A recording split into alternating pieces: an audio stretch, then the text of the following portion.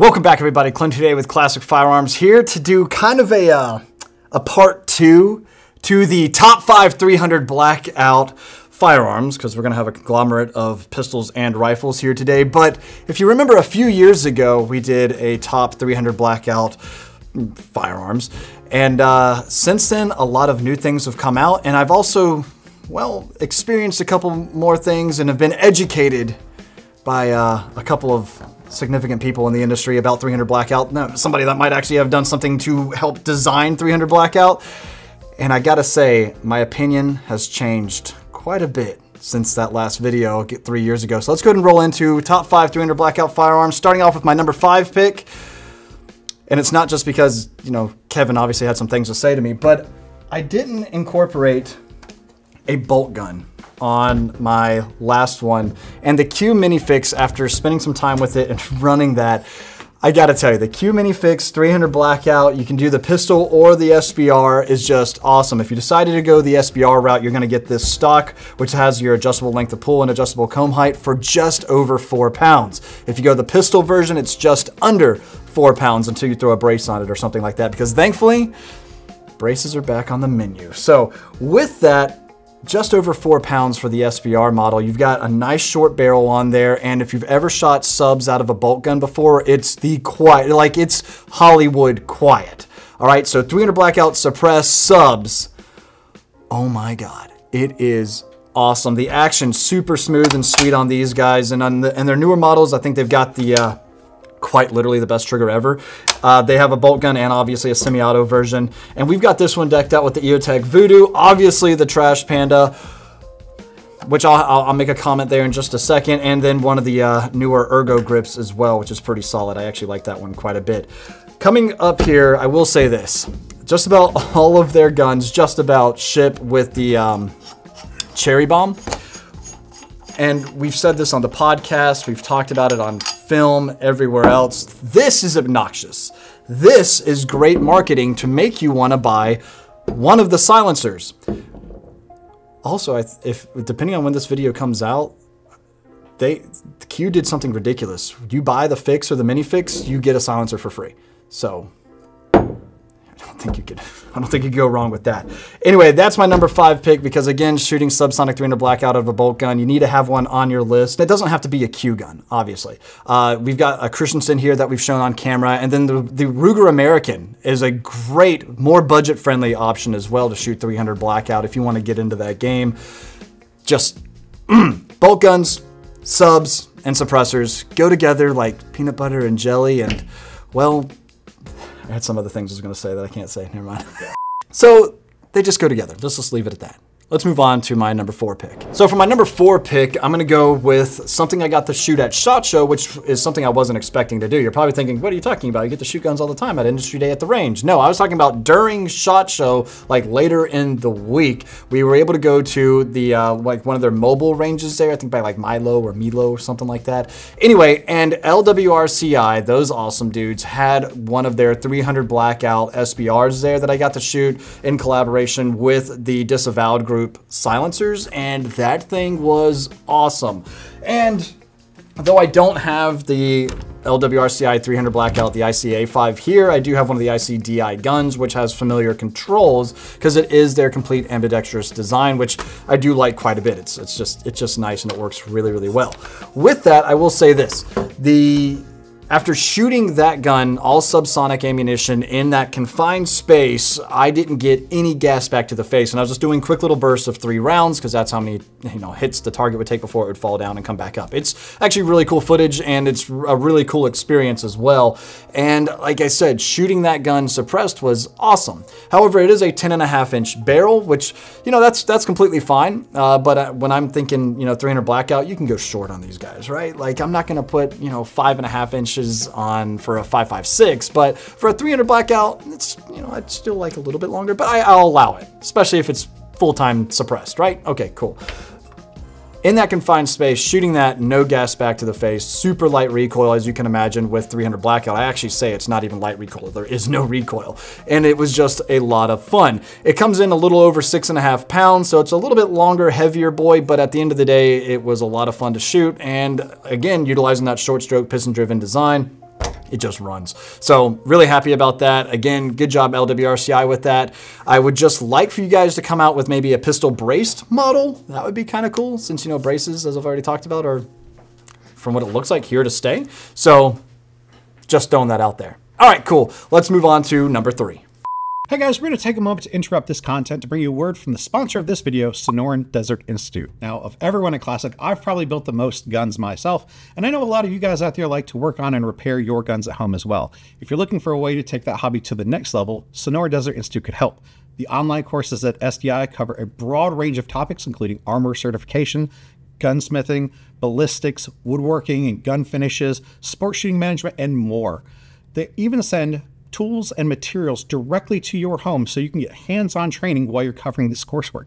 So if you're looking for a way to get an education that you could actually apply to your job or start a new career, definitely contact SDI at 480-999-4767 or visit sdi.edu. Number 3 on my list is a gun done by a manufacturer that just keeps making some of the most badass stuff out there for great prices. And we're talking about the CMMG Descent Mark IV 300 Blackout pistol that I've got right here. 6.5-inch barrel with a weight that is pretty impressive at 4.8 pounds, which when you think about it is, you know, fairly light. Now granted, that's without all the gizmos and gadgets, including the brace that you see right here, just the gun itself. The moment you start adding this stuff, it feels like it's getting kind of hefty.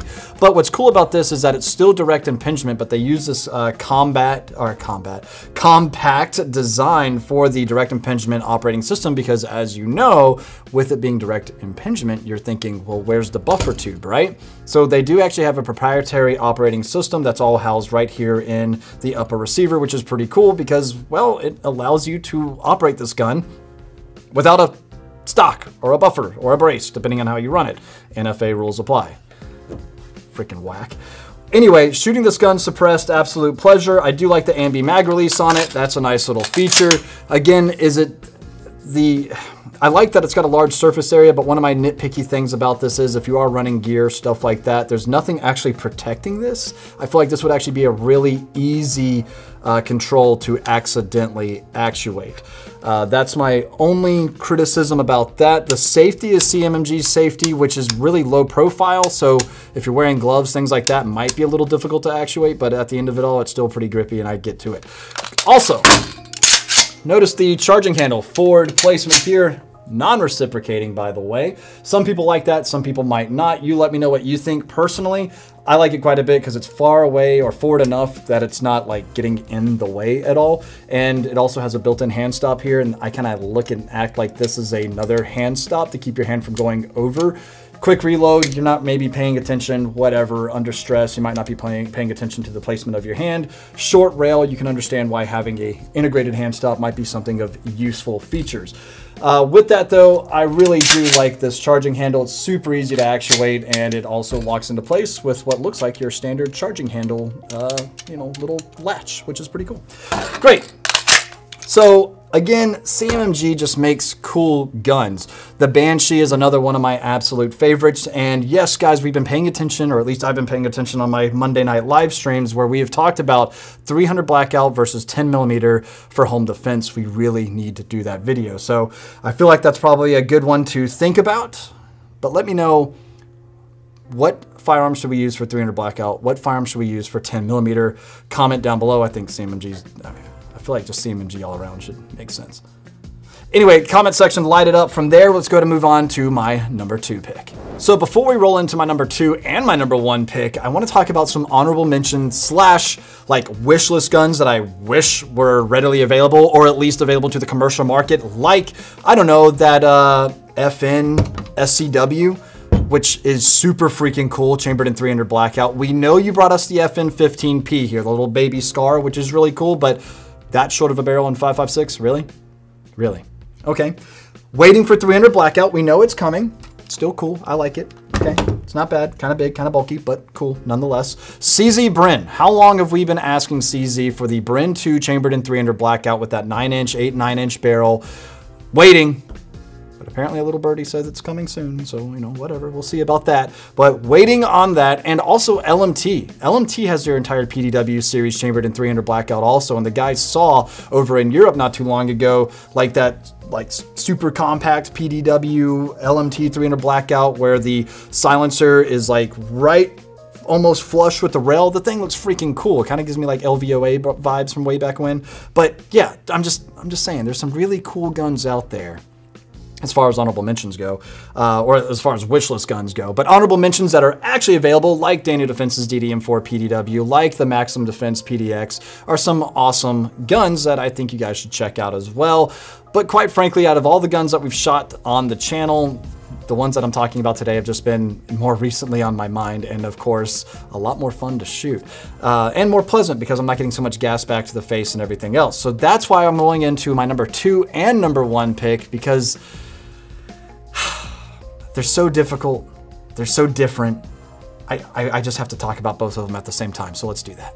So my number 2, the Q Honey Badger. After actually running it, seeing everything about this gun is really, really cool. But you'll notice I've also got the number 1, the Rattler LT over here, which again, I think is just a awesome, awesome gun. But you're probably wondering, okay, why are they at the table at the same time?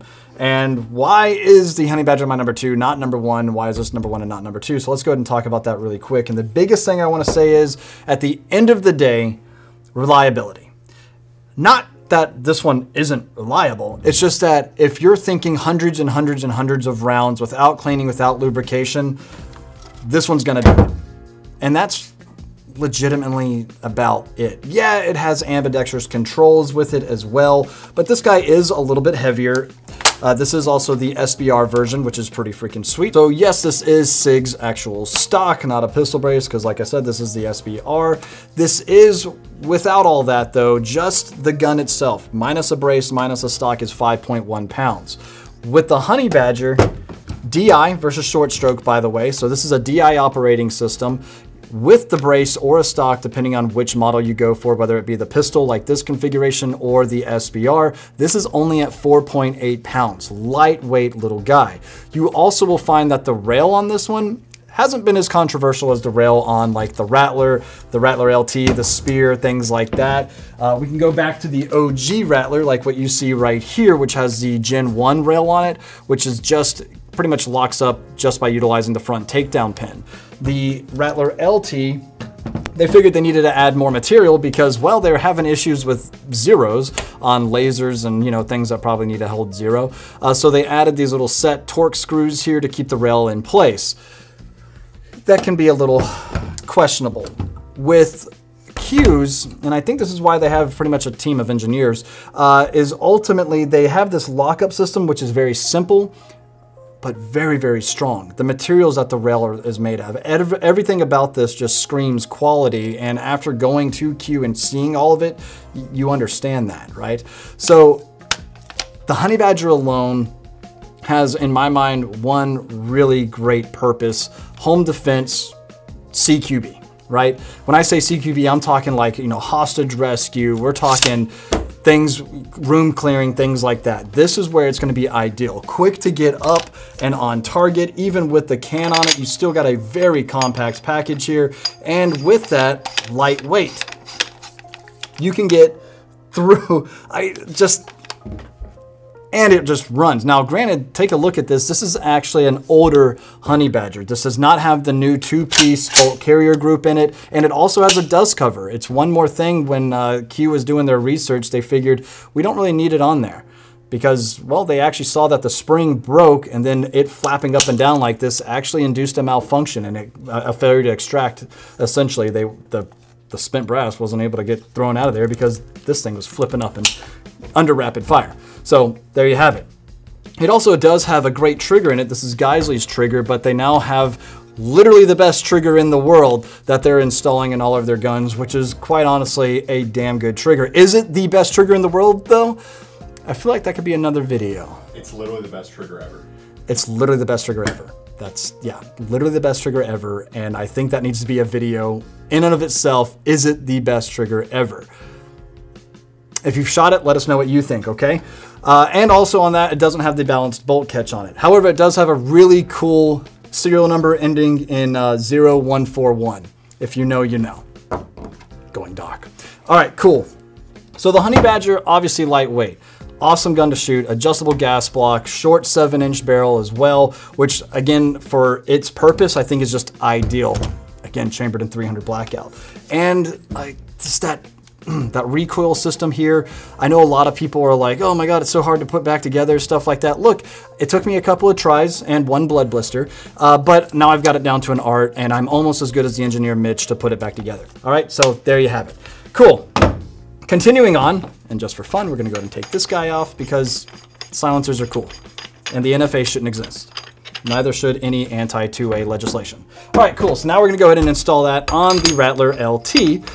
And what you'll notice is overall length, this guy's a little bit shorter, but it feels heavier.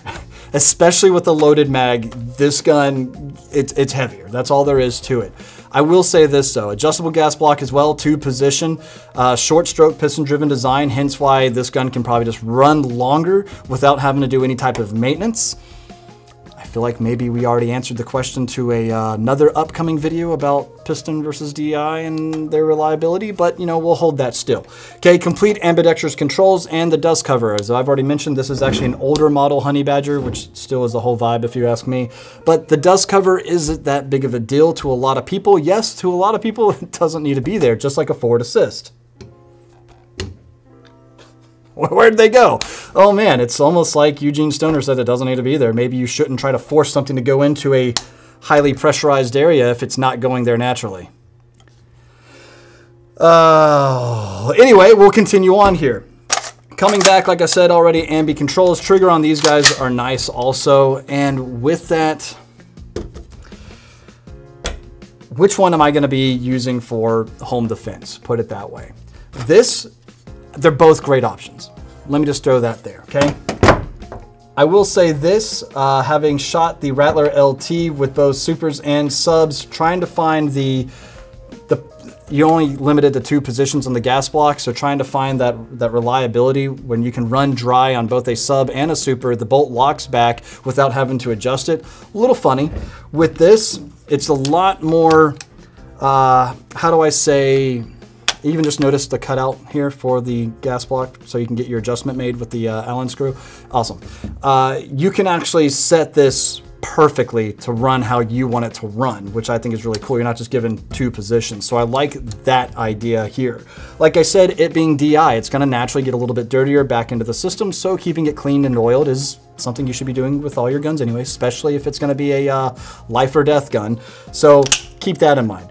I like the simplicity. I like the reliability of the Honey Badger. I like that there's nothing extra that I have to think about in a high stress situation.